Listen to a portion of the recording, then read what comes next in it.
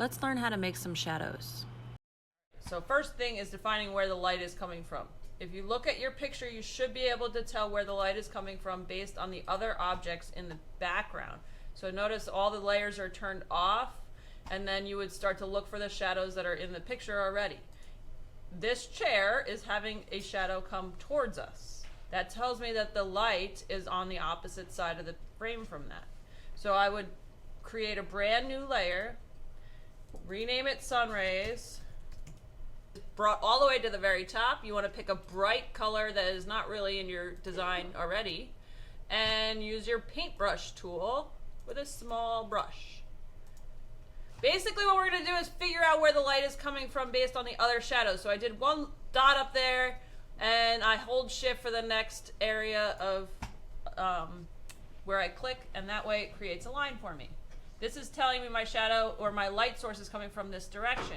If I have my brush, my paintbrush over here that needs a shadow so it looks like it's sitting on the ground, I'm going to do the same location as a starting point and then go in this direction for my shadow. It will lay flat on the ground, so I'm not going up all on the top of this because I know it's going to lay on the ground, but it's telling me about where the shadow should fall. All right, so the light source is pretty important in your picture to determine from the background. If we look at this background, I can see the shadows are coming into the left side, so that tells me the light source is probably close to where we're standing when we took the photo, right? So it would be somewhere around this area, and that's going to be the general direction of all your shadows. Ryan Carrick here had an interior setting. Interior settings are a little bit more challenging just because there's multiple lights. So if we turn off all these layers, and he has a lot of layers, he has multiple light sources. He's got lights up here on the wall, he's got a light over here, he's got lights on the top, plus he has windows that are going to create more lights. You want to look for the general overall shadowing.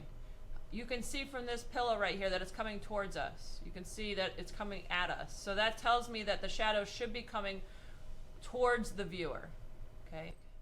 All right, so it's really important that you have the shadows touching the objects, and it's really important that all of your objects have shadows.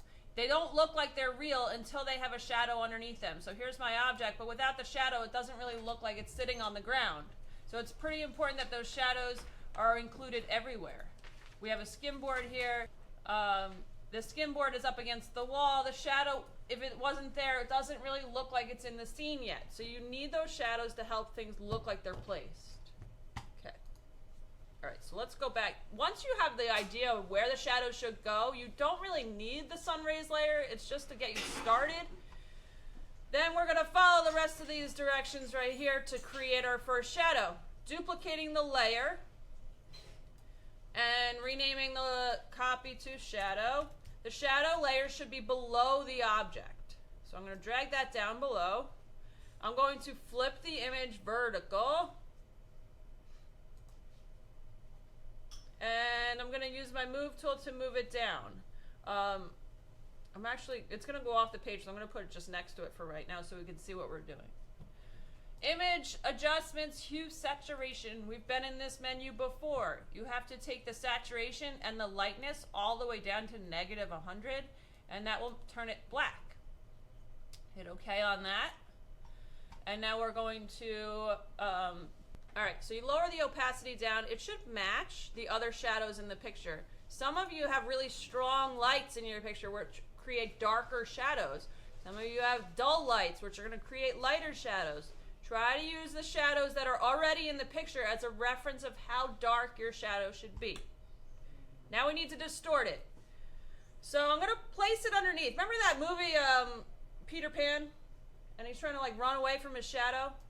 The lesson that Peter Pan learned is that his shadow is always attached to his body.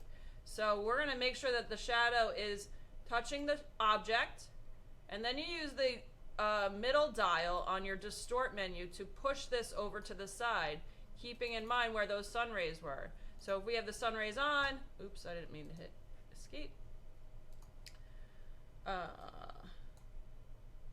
Should be going in this direction. I'm going to expand that a little bit in the corners just so that it gives it a little bulge, looks a little bit more realistic.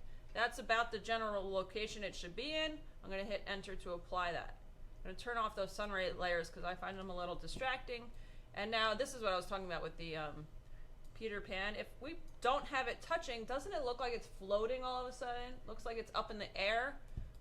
If you want to have it up in the air and floating, that's totally fine. But if you want it to be on the ground, make sure your shadows are touching the object. I have snap on, so it's jumping all over the place. Last step's really important. Blurring your shadows. Shadows rarely have a hard edge unless it's like 12 o'clock sunlight and it's really sharp sun.